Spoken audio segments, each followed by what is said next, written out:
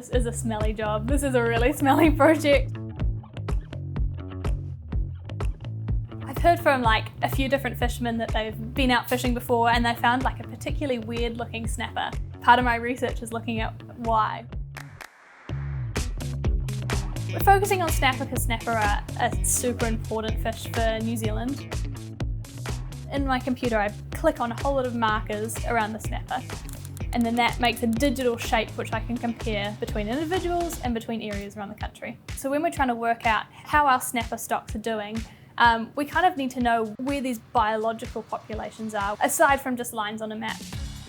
So I found the Hauraki goldfish look quite different to the fish on the west coast and the Kaipara, which look different to the fish off Gisborne, which look different to the fish off Bay of Plenty.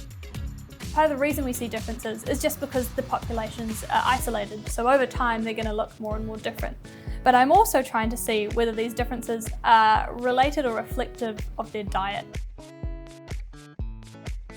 These are two jaws from two fish of basically the same size, and you can already see that this whole fish has much wider width of the jaw.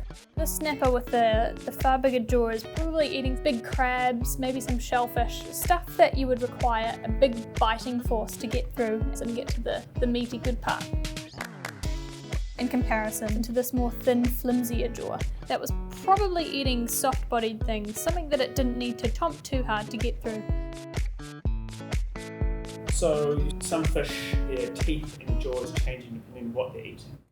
Yeah, it seems, do they have sharp teeth because they're eating soft-bodied things, or because they have sharp teeth, does that mean that they then are better adapted to eating soft-bodied things than hard-bodied things? What comes first, the chicken or the egg?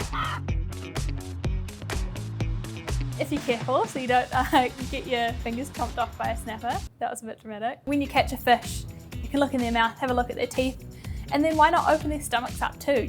Have a look. Are the teeth lining up? Can you see, are they eating a worm? Is it crabs? And see if you can do your own citizen science. Maybe they can see if they could find a way to put some crabs on a hook to adjust their bait for the snapper in the areas. And is that what you do when you're fishing yourself? No, just the standard squid and filter usually.